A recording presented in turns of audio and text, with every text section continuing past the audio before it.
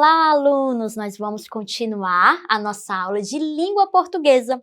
Eu sou a professora Valéria e nós vamos continuar a nossa aula com os desafios, isso mesmo. Afinal, qual é o gênero textual no qual nós estamos estudando? Ah, muito bem, histórias em quadrinhos. E agora nós vamos para outro desafio. Vamos lá? Vamos ler. Quantos balões há na história em quadrinhos? Quantos balões há na história em quadrinhos? Balões? Mas na história em quadrinhos não tem balões. Como foi explicado? Não é balões de festas, aqueles coloridos, não. É os balões da história em quadrinhos. Por exemplo, esse balão aqui é balão de fala, quando o personagem vai falar algo. Então, as palavras ficam dentro do balão. Muito bem, as palavras ficam dentro do balão. Vamos lá. Outro balão. Esse daqui é o balão do pensamento, quando o personagem está pensando e o pensamento dele está escrito dentro desse balão. Muito bem. Na nossa história, crianças, há quantos balões de fala? Eu já vou falando que é mais de 3 balões. Vamos lá. Será que é 2? Será que é 3? Ou será que é 4 balões? Crianças, na nossa história, temos 4 balões de falas. Isso mesmo, que é comunicação de palavras com outros personagens. Muito bem. E agora nós vamos saber quais são os tipos de balões. De que tipo eles são? Aqui está escrito fala. É de fala? Pensamento de pensamento? Vamos relembrar nossa história? Lá na nossa história, tem algum pensamento de algum personagem da Magali ou da Mônica?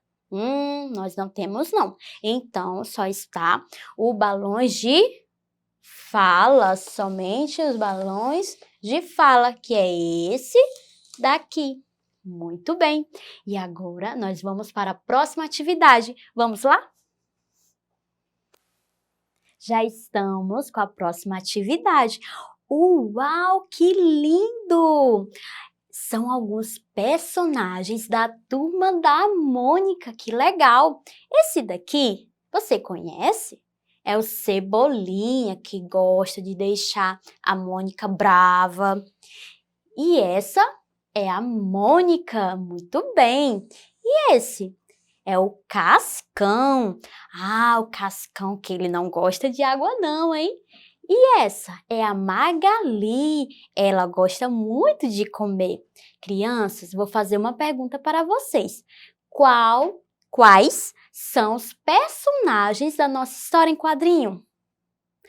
Já identificaram? É a Magali e a Mônica, muito bem. E agora eu trouxe uma frase para elas e vocês vão identificar de quem é essa frase. Vamos lá. Vou pegar a primeira e nós vamos ler. Vamos lá.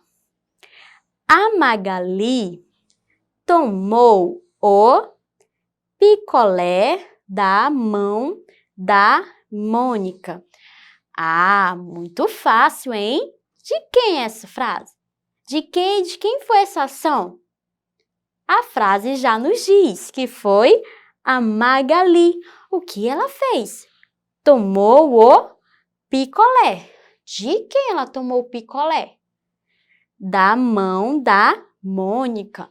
Ah, então essa frase aqui é da Magali. Foi uma ação que a Magali fez na história em quadrinhos. Muito bem. E agora vou pegar a próxima ação. Vamos identificar de quem é o autor. A Mônica tomou um susto quando pegaram seu picolé? Ah, muito fácil. A Mônica tomou o quê? Um susto. Por quê? Quando pegaram seu picolé. Quem foi que pegou o picolé da Mônica? Ah, muito bem, foi a Magali. E a Mônica tomou um susto. Muito bem, crianças. Gostaram dessa atividade? E agora nós vamos para a próxima atividade. Vamos lá! Já estamos com a próxima atividade. Muito bem. Qual será essa atividade? Vamos ler? Vamos lá. Por que cada quadro é de uma cor diferente? Porque cada quadradinho daqueles é de uma cor diferente. Aqueles quadrinhos.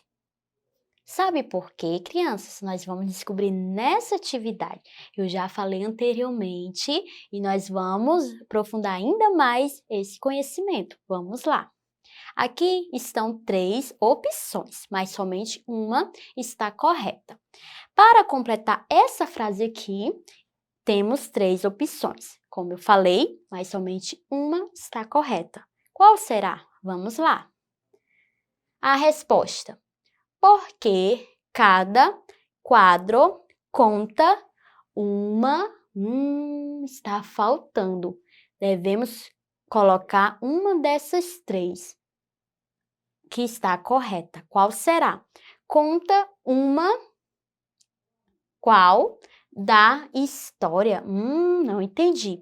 Então, nós precisamos ver qual dessas é para ser colocada aqui. Vamos lá? Vamos colocar a primeira. O que completa a nossa frase? Será que é o que está escrito aqui? Vamos ler toda a frase e ver se tem sentido. Vamos lá. Porque cada quadro conta uma outra história da história. Outra história da história? Será que é essa a opção correta? Cada quadrinho daqueles corresponde outra história? Será isso mesmo? Então, vamos à outra opção.